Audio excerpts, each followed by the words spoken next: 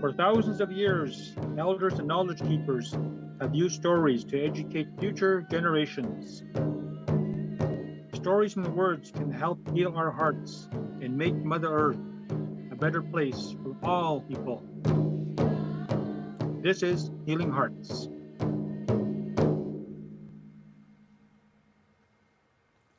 Hello, everyone. Welcome to Healing Hearts. I'm Tracy Koga. Well, we are on the eve of our country's biggest celebration, Canada Day. But this year, it is very different.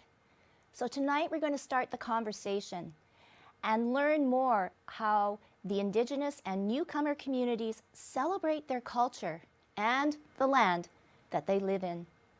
This is Healing Hearts. Hello, everyone. Welcome, and thank you so much for being on this very special show.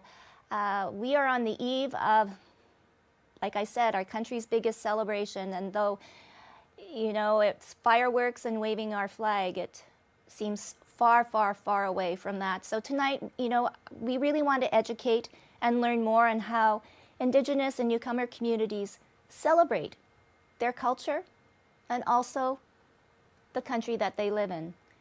So I would like to welcome Ruben Garang from IPW, Immigration Partnership Winnipeg. I've got Abdul Berry from NEEDS, and definitely Abdul Berry, we want to know more about NEEDS because it is such an important organization. And thank you so much to Marianne Patrick High Eagle. Marianne, you have some amazing stories, I think, to share with us about culture and celebration and what it means to the Indigenous communities. So let's begin Healing Hearts. I want to, first start with Marianne.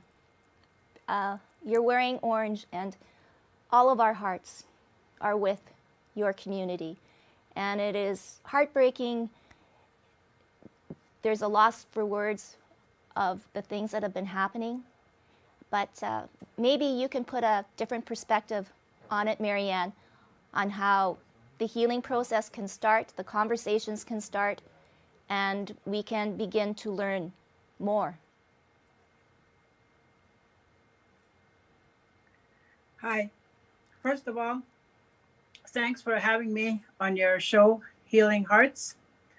And since the news broke of the 215 children found in unmarked graves, it has affected everyone in the Indigenous communities across Canada, USA, and other Indigenous peoples of the world. And not only that, it has also affected other nationalities. And there's some people that have reached out to me to express their first of all, their sympathies, their condolences, and they want to reach out. They want to reach out to the Indigenous community. Some have said, what can I do? And I've met all kinds of people with different nationalities and different expressions. But I think that the one that has touched me the most was a complete stranger at a gas station, an elderly white man was expressing some thoughts, and at first I did not understand what he was talking about, but he went on to talk about love. And at the end of the conversation we had, before he walked away, he said, I love you.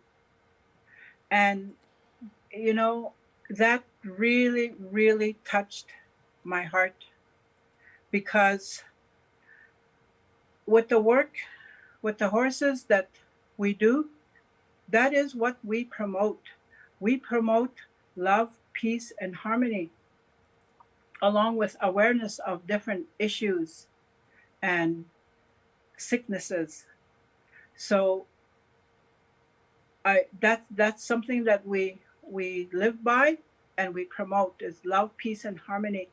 So when this broke out, we were all devastated. I was stunned. I was in shock. I didn't react for how many days. I could not believe. And it was not until more numbers came. And just a few days ago, I finally broke. And I didn't know why I was crying every time I'm alone. To drive down the road, tears streaming. And there are some things that you block out or don't think about. But it came back. And I thought of my mother who went to residential school. And I thought of all our other ancestors who have been taken. And my father was spared. And I've been telling his story. He was spared because when the police came and the Indian agents came, they just come to the house. They don't knock, they just walk in and take your children. And my grandmother, my father's mother, she stuffed him under her chair. She was wearing a big skirt, a big dress. She stuffed him under her chair and hid him. So he was hiding under the chair until they left. And so my father was spared from residential school. But my mother, she was taken. And we lived a life that there were no hugs, no I love yous, because they were punished for that. They could not speak to each other. They could not show affection. And they were punished severely. And I don't need to go into the abuse because we've all seen these stories by the survivors. All the abuse of every kind has been afflicted on them. And it left me wondering, how can these people who say they do the work of God, how can they be so evil? How can they kill people, little children, little babies? How can they rape them? I did not understand, and it just broke my heart. And tomorrow, July 1st, is July 1st. It is not Canada Day for us. It is not a day to celebrate. I have a non-native friend ask me to explain and did not want to be offending. He gave his perspective, but also wanted to hear my perspective of why people are not going to celebrate Canada Day. And we discussed it, and I explained to the best of my ability, but the bottom line, I said, okay, it's a very short story. It can be told in 2 sentences. Long ago, white man came to this land and decided he found land, and he went back and brought some more and took over the land and started killing off the original peoples of this land. And he says, I found this land. This land was not found. This land was already here. It had its original peoples living here already in their own lifestyle that was healthy. There was no diseases. And so I said that to him. How would you feel if someone came into your house and took your children and said, you're an animal? You can't raise your children because you're an animal, and took your children away and shoot you if you tried to protest? How would you feel? So he understood, and I said, that is what Canada represents. That is what the government represents, because look all around. The government rules. The government says there's a line here, you can't cross it. There's a curb here. They built streets. They put curbs there. You put a one-way street there, one-way sign. You can't even go on that street the opposite way because the government said you can't go down the street. I could go on and on and on. The government rules everything, including all peoples. And we owned all of North America. And look where we are now. Where I live, there's like how many square miles we live on, and that's it. My original land that I came from, 4 square miles. What can you do on 4 square miles?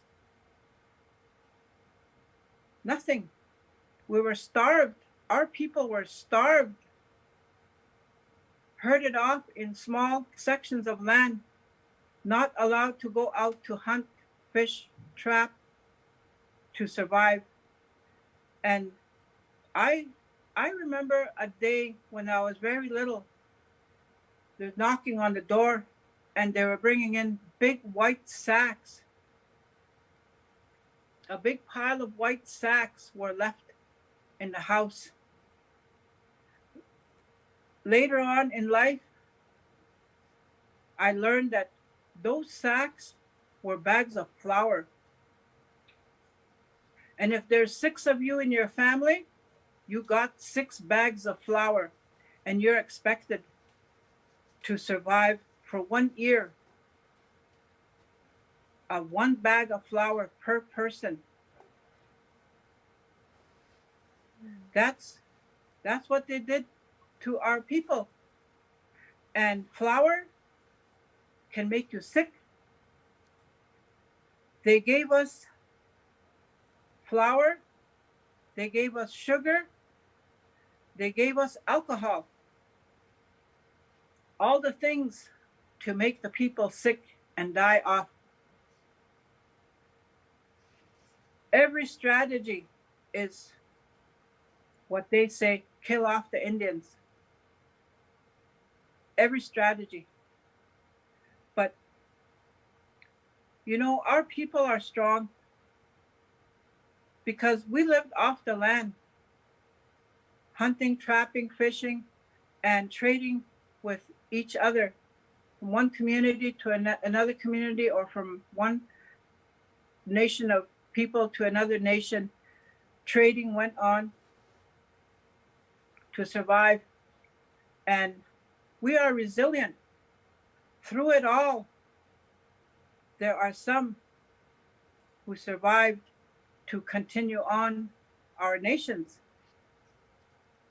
And today, we're able to have our ceremony, which was banned. We weren't allowed to worship. We weren't allowed to pray. We weren't allowed to have ceremony. We were banned.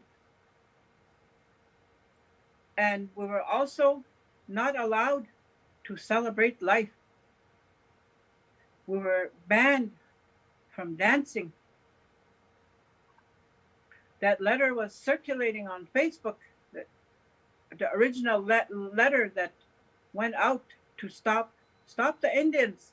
They're enjoying themselves. They're living a little too much. Stop them. Take things away from them. You know, that's our livelihood. They took that away for a while, and we were able to get it back. We got our ceremonies back and our celebrations back, and we're still going strong.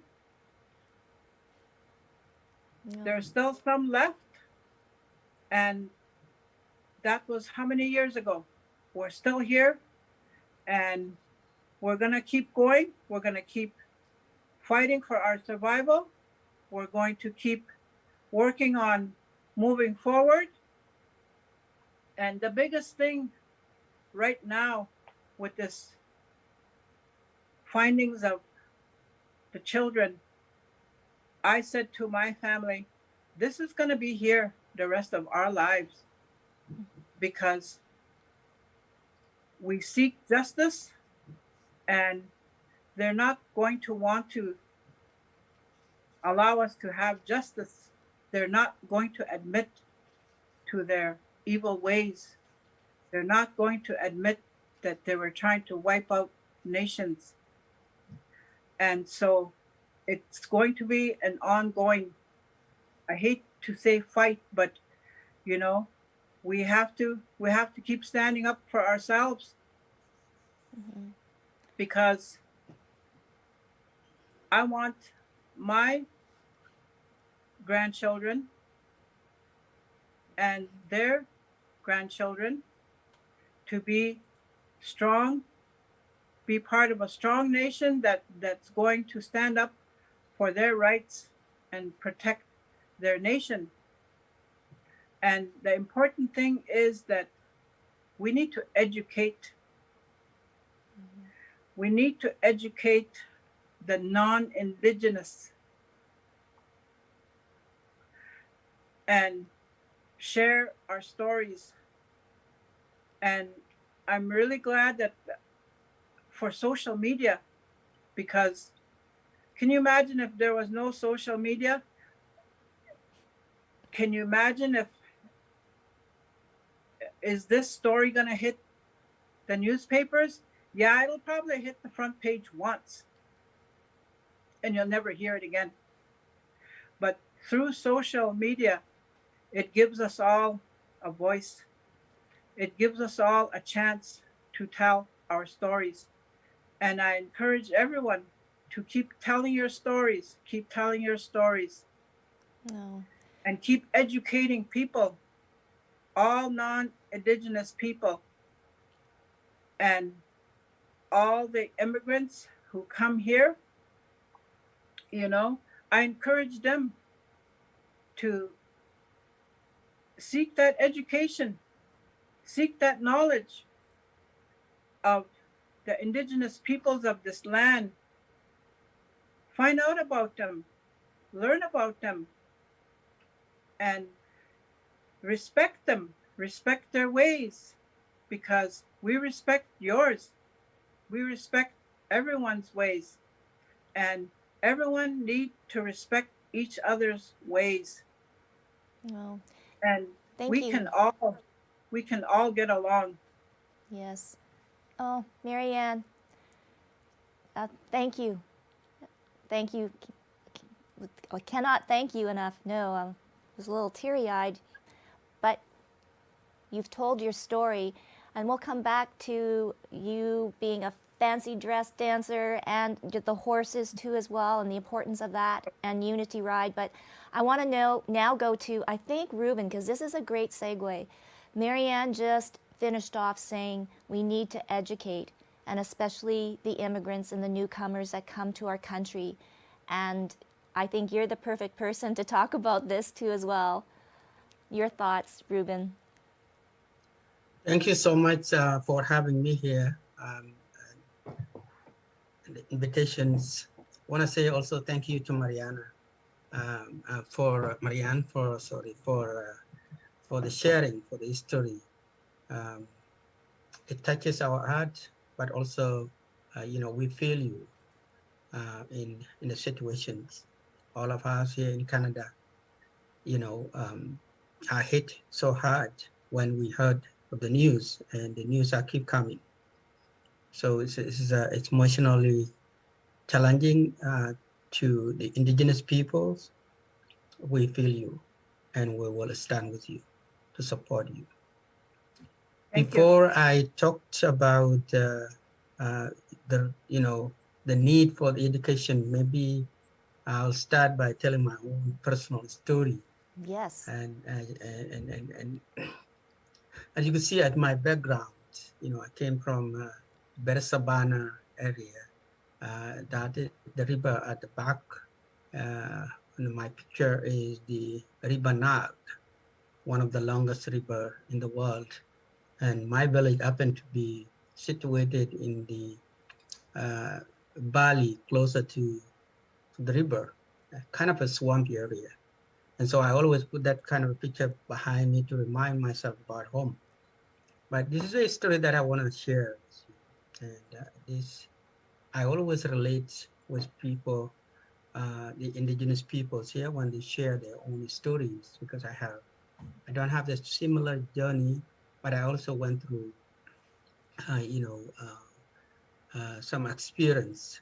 When I was a young, a war broke out in my own country, and and at, as a teen, a situation happened that I get disconnected from my own parent, my siblings, the village that I grew up in, and I ended up in another country as a child soldier, from the being a teen, being taken away from everything that everything that you identify with, everything that you understand, and be taken somewhere far away from home, where you don't know where you are going, don't know what will happen tomorrow. I could imagine people that have been taken away by force and placed in residential schools and not allowed to come back home. I could relate. Since that time I left, like 30 something years ago, I never had a chance to, went back and see my parents until they died. You know, I never went back and meet my own sibling in a village that I grew up in. Uh, I, I, I happened. I think I was on the news a couple of years ago when when I was done with my school. I decided to go back home, and my hope was that I'm going to go home, try to trace where my parents were buried, and then see whether I could rebury them, so that I could have that closure with them. Because when I left them alive. They were, there active, but thing changes. And in my mind, when I left as a child, I still think everything is still the same. The village is still the same. Even though I know as I'm a grown-up man now, I still think that, because my life was distracted as a child, I still think as if my parents are still there. I still see where I left them. I still see what they used to do.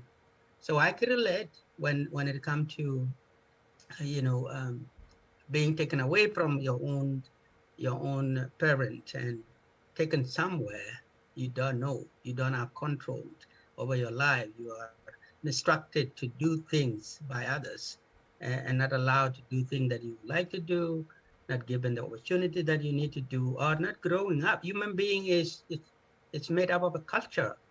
We're all part of the culture. So if you are taken away from your own culture, then you become something else. You're no longer the person who you are.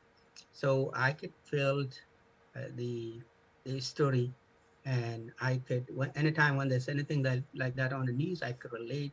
I when I was doing my second degree here in University of Winnipeg, had a privilege of being taught by Peter Canoe, the father of WAP. He was my teacher for 2 years. and he walked us through the belief of the Anishinaabe people.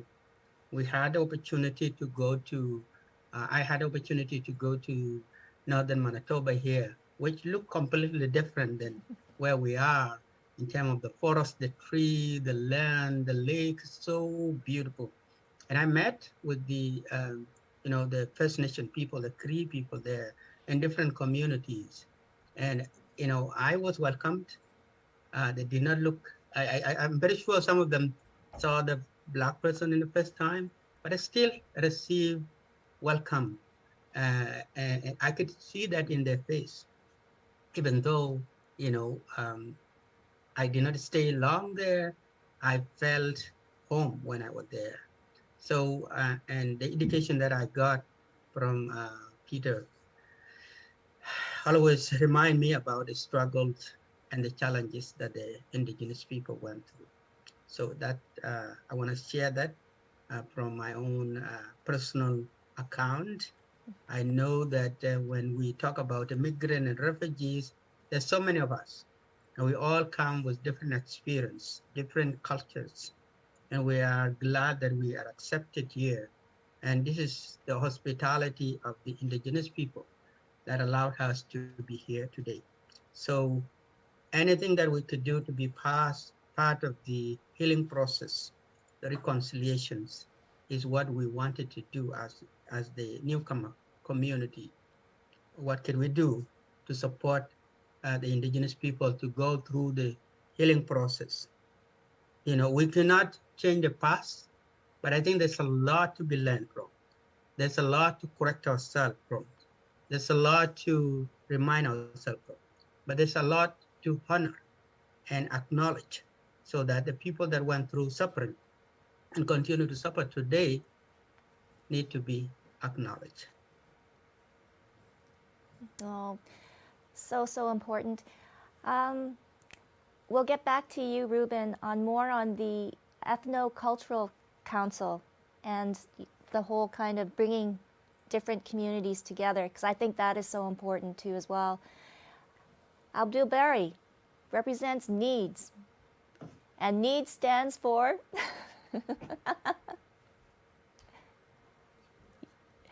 So thank you so much for having me here. My name is Abdul. Yes, NEED stands for Newcomers Employment and Education Development Services. And before I go to whatever thing that we do, I would like to acknowledge that we do also sympathize with what is happening, just like Ruben said. I mean, anytime July 1st come, these are some of the questions that we ask ourselves. Like he said as well, I'm also an immigrant, and thanks so much for bringing a lot of context. So I wouldn't speak much as far as our clients are concerned, because Ruben has, brought us some kind of perspective or a story, personal story that relates to, if not most of our clients that we serve. So Marianne, thanks for the story. And this is the kind of avenue that we provide to our clients when they come to NEED Center to share their stories, to help improve the system. So as I said earlier on, NEED Center represents Newcomers Employment and Education Development Services. It was established in 1999 as a non-profit charitable organization to provide support and service to newcomer children and youth with the aim of successful integration and enhancement into the Canadian society. So we do provide educational, employment, and social recreational activities to support their integration into the country, or to Manitoba in particular. We are very aware that cultural continuity is very powerful because culture represents every person. And we do also acknowledge the fact that our clients are from different cultural background and orientation. So one of our values, or some of our values, are diversity, inclusion, equity, and equality. So we value these things, and we do always communicate this to our clients to acknowledge, recognize, and respect different cultural orientation. Because in Canada, we do have different culture that needs to be respected. And just as you want your culture or your identity to be respected, we always educate our clients to respect diverse cultural orientation and background. So just as Marianne and Ruben said, we at Need Center, we do provide safe space for clients to share their stories, one of which Ruben has actually given a very clear background for us to hear. Our clients are also from very unfortunate backgrounds. So we do acknowledge the challenges or difficulties that Indigenous people have gone through in the past. And as maybe Ruben will talk later, because I have been meeting with Ruben for a couple of times in different capacities. At Need Center, we do partner with organizations that are committed to Indigenous reconciliation or healing process, where, for example, we have Indigenous Orientation Toolkit that we are partners, and our main aim of joining this kind of partnership or being part of this is to help train our diverse staff who are from different countries with different cultural background to be able to educate our clients who are also from different cultural background. So culture, celebrating culture is very important because it helps unite us and also help to educate us. So I would say this cultural celebration, for instance, I do also know some information about Indigenous. I learned it here on my own, not in educational curriculum, because I also did my second degree at the University of Manitoba. I studied sociology, master's in sociology, and I did immigration. Nowhere did I come across a course on Indigenous studies. I was disturbed because definitely it was as if the history of Canada is not tied to Indigenous people. So I, on myself, tried to read something about the residential school and about some of the neglected aspects of Canada. And I thank you so much, Marianne, to giving me a lot of context. I was very moody and very emotional with the story that you shared. Very, very emotional. Anytime I listen to stories of Indigenous background and history, I can relate a lot because, as Ruben said, immigrants also have their own stories. But if you are able to resonate with what you have, I came as an international student, but in Ghana, originally where I'm originally from, we were colonized by the British. But we were able to fight for independence and we were able to get our land back. So someone like me imagining if this wasn't possible, then possibly I would have been the same person saying the story that Marianne said. So we sympathize with you, and we are ready to work with you throughout this healing process. And as Ruben said, the past has gone.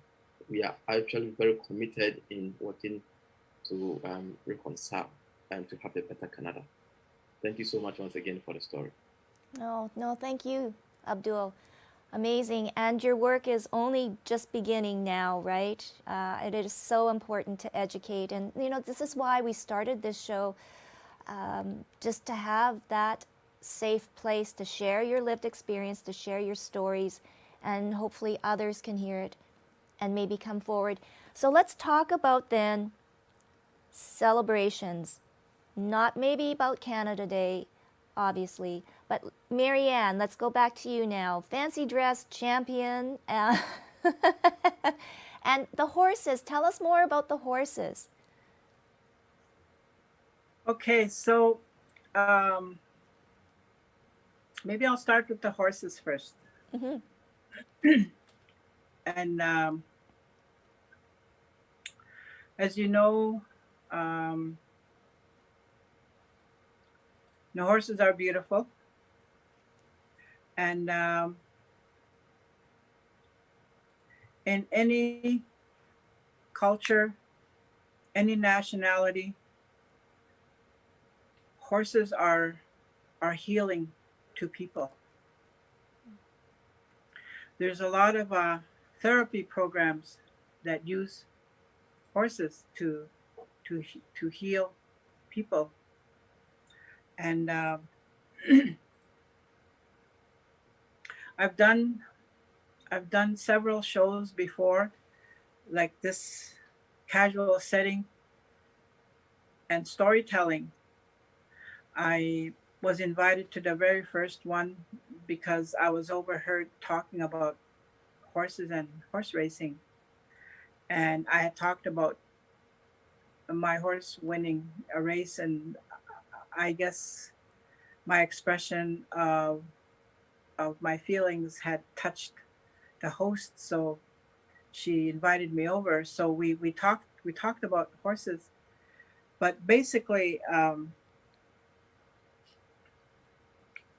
in our culture, the horse is a sacred animal, and long ago it was used. It was a working horse, and it was used for all kinds of purposes, to move camp, um, go hunting, transportation. You know, it was a very useful animal. And time went on. Um, Now we went through these eras of our people losing everything, and we even lost that, the horsemanship. Mhm. We lost horsemanship. Like here in Rosa River, um, long ago there was horses here, and they were used for working, hauling wood, or whatever needed to be done, transportation. The horse was used, but through that era of residential school, um, kids were gone for so long, and it just evolved into, like, our people were oppressed, and so alcohol comes into play, and the 60s scoop came into play. It was always still taking the children away, because the parents were not deemed um, to be healthy or well enough to raise families. So again, they were still taking children away while parents were suffering from the effects of the residential school and having to be taken away, sent to adoption. Um, just it just a no end to the cycle. And through it all, there's the resilient ones who still kept horsemanship going. And in my family, um, my older brothers, they were part of a group, and it was a fairly large group, and that group originated um, from South Dakota, and they rode from South Dakota to Sioux Valley, Manitoba, which is just west of Brandon, Manitoba. And the family from South Dakota were doing these healing rides, and they went under the name of Unity Riders. So when they rode over here into Canada, um, our families that were involved continued that work because they found it to be so healing,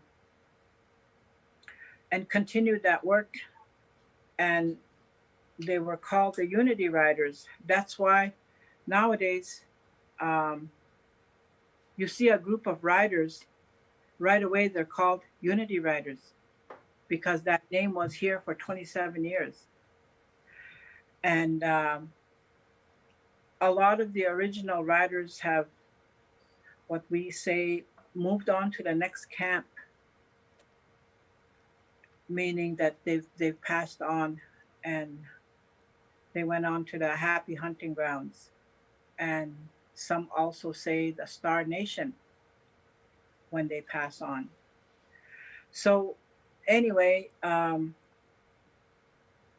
my two brothers that were heavily involved, they passed away also in 2014 and 15, and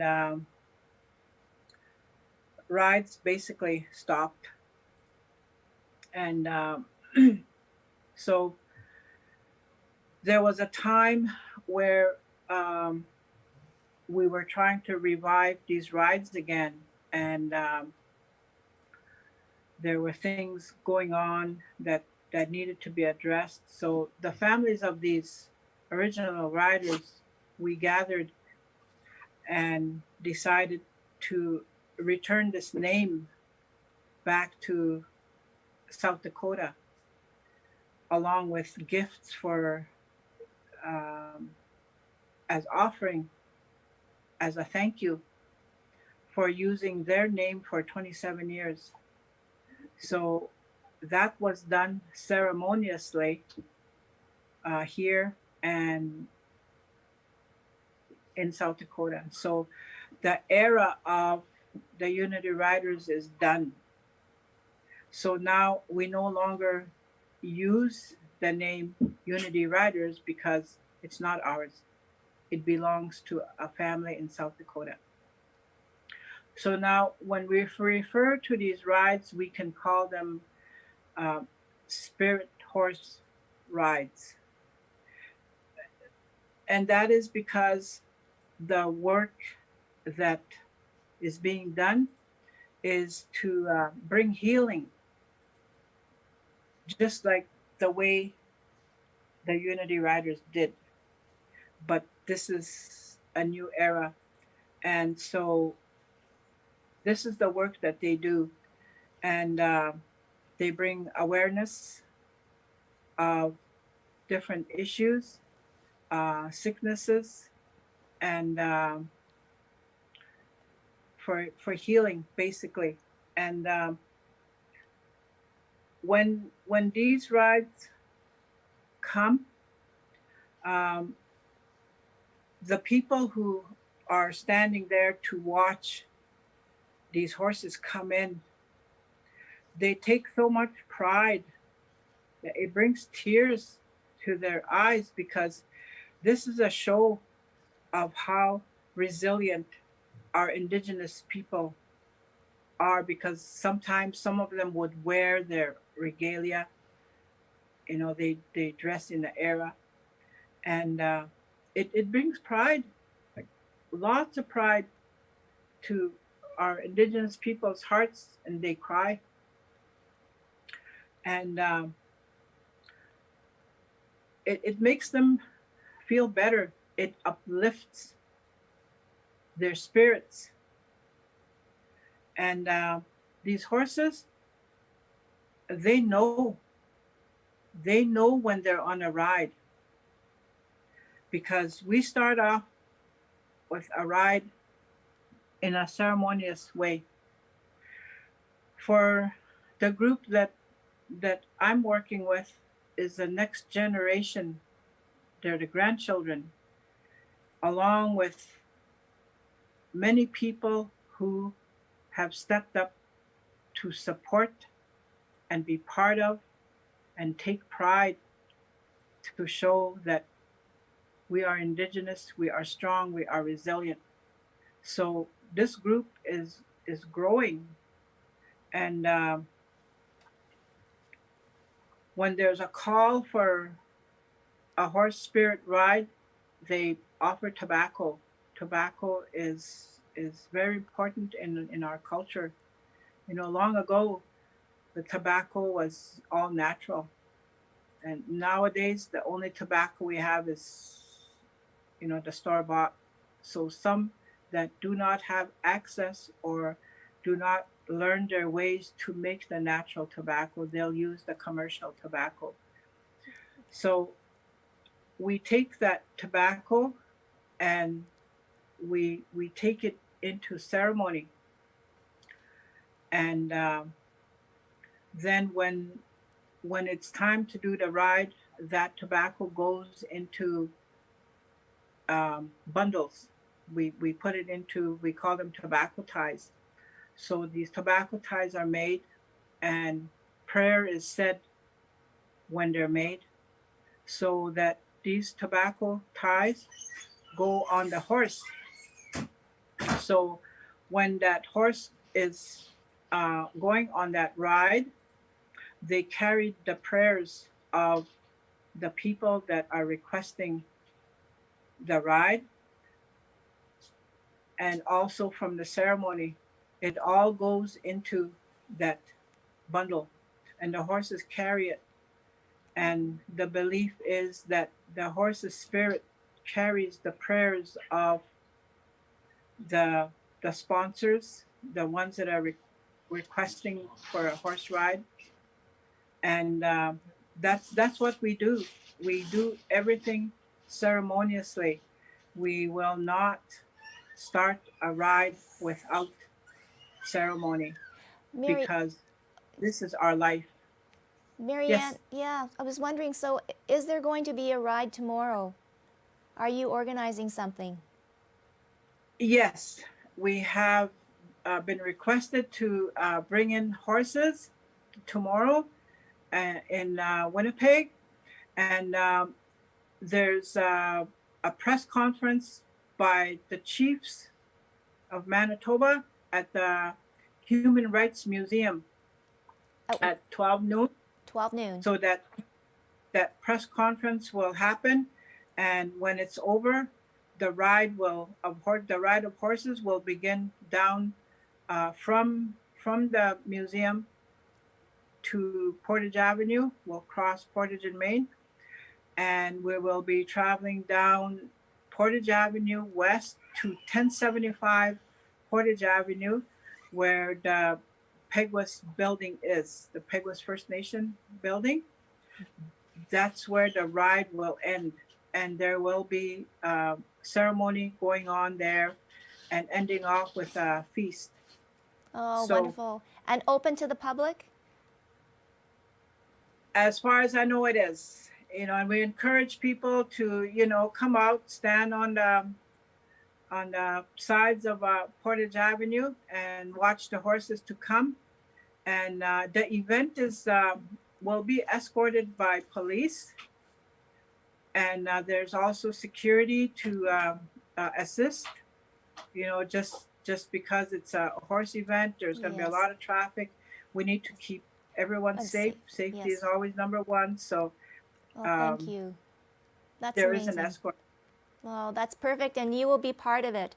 So everyone, yes, this ride, this special event is going to be definitely something very, very important. I'm going to go now to Ruben and to Abdul, because we're talking about multicultural celebration. Ruben, Yes. you just had multiculturalism day. Maybe reflect on that and what are some of the outcomes from that day? Thank you again. We had the Multiculturalism Day celebrations last Sunday. And it was organized by the Ethnocultural Council of Manitoba. I did not introduce the organization before. So Ethnocultural Council of Manitoba is hosted by the Immigration Partnership Winnipeg. And Immigration Partnership Winnipeg is hosted by Social Planning Council of Winnipeg. So 3 organizations that operate side by side. And the Ethnocultural Council of Manitoba is an umbrella organization for more than 20 different ethnic groups. It was formed in 2018. It has associations of people that come from different parts of the world, Japanese, Somalis, people from Sri Lanka, Colombia, Nigeria, Sudan, Syria, Iraq, people from different parts of the world forming the association. It is a unique organization in a way that most of us do come here. We form association for our own cultures. Now, this is an umbrella organization for many cultures. And so people are learning from one another and celebrating the beauty of all the cultures. So a year ago, we celebrated Canadian Multiculturalism Day celebrations. The Ethnocultural Council of Manitoba organized it. This year, we organized another one last Sunday. It was beautiful. It's always amazing to be in the middle of people from different cultures. You will always be learning, enjoying the rhyme of their musics, and food. Well, one of our speakers in the last event was Michael Champel, and he talked mostly about what he brought as part of his culture, that important of 4 Fs, like the food, the family, and I'm trying to remember the other four, the other, the other two, like important of food, the important of a family, that all of us value. And so we had a very beautiful celebration with all the people from different cultures, with the politician from Manitoba, which is always open to Manitoban in general. So people from different communities were there in the celebration. So it was a very successful event. And the ECCM, the Ethnocultural Council, also every year organize what they call the Stronger Together dinner, another celebration which bring people from different way of lives, usually 400 to 500.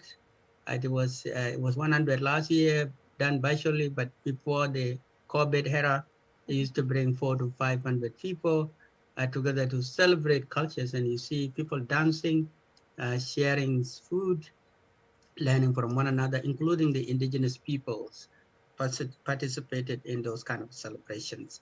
The roles that we are playing at the Ethnocultural Council is to make sure that we learn from one another, to build relationships, to support each other, to understand each other better, and to share food, because in our cultures, you sit down and eat with somebody, it's always difficult to think bad about that person, because there's somebody that you have sat down and share food with. That's why in many of our celebration, we make sure that there's something to share, there's food to share, because that's very important. Yeah. And so that's the event that we did last weekend, and it was very successful. Oh, a quick question, Ruben. Do you think maybe going forward, this could be a celebration, on July 1st, regardless? And really, it's not just one day, everybody, right?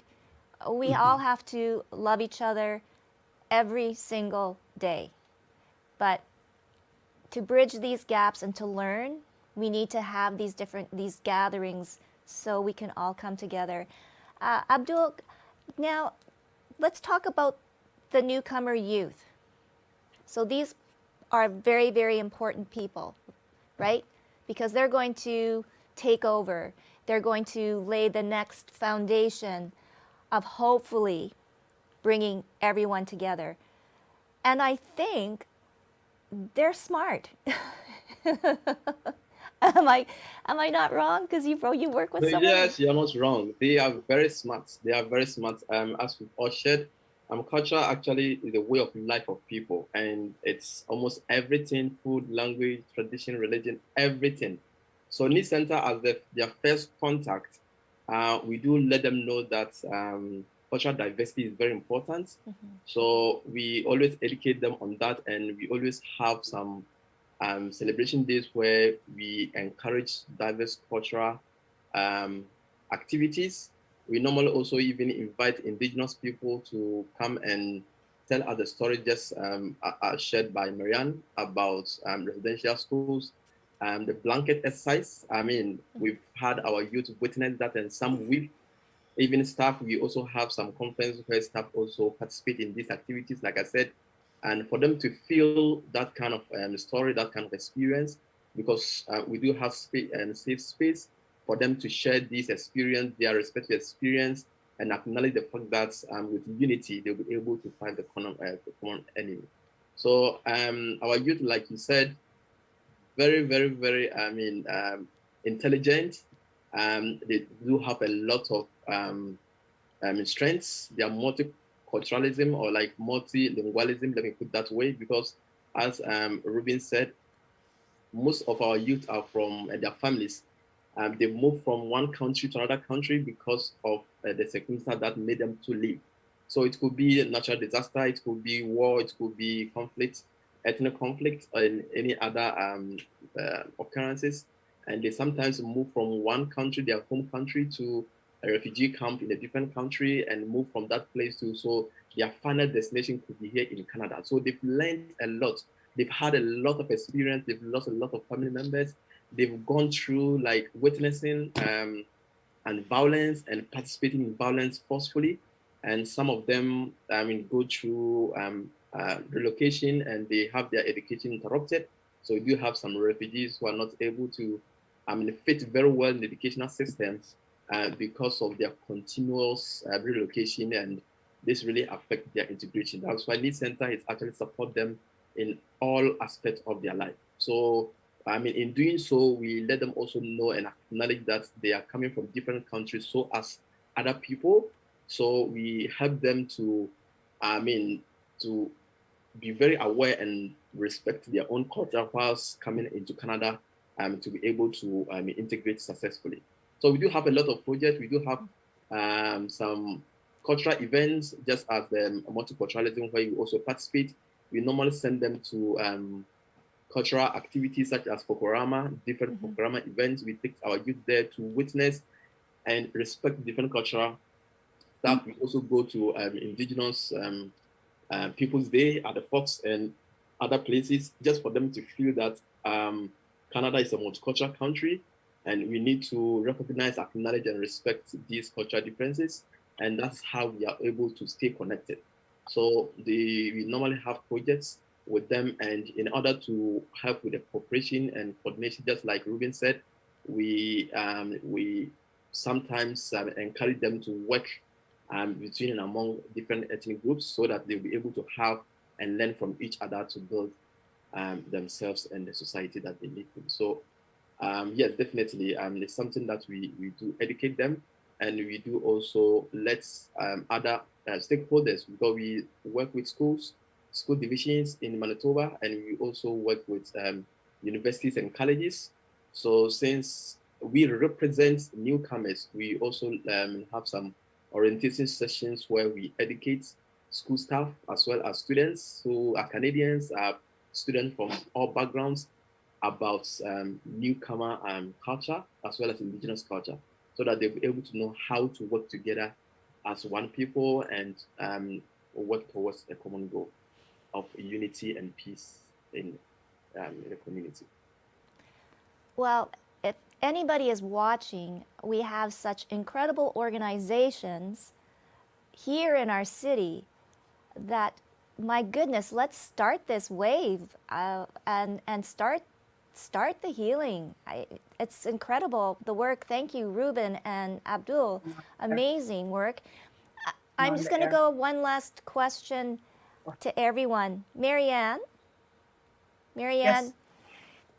what would be the one message that you would like to send to everyone tonight on the eve of July 1st?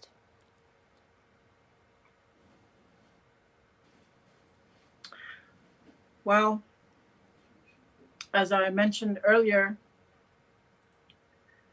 if everyone took even 5 minutes of their time to, first of all, think of all the babies that didn't come home, and educate themselves. Educate themselves on the issue.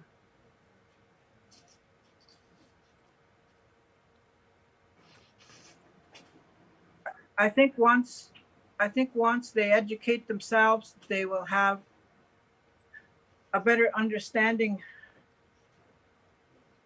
first of all, of our people, the original peoples of this land, and how they are portrayed is unfair. They are portrayed unfairly. After all they've been through, how are they expected to be like? This is so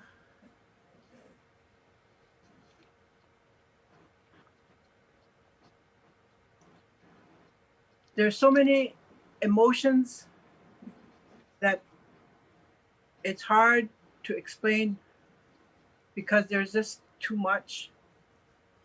And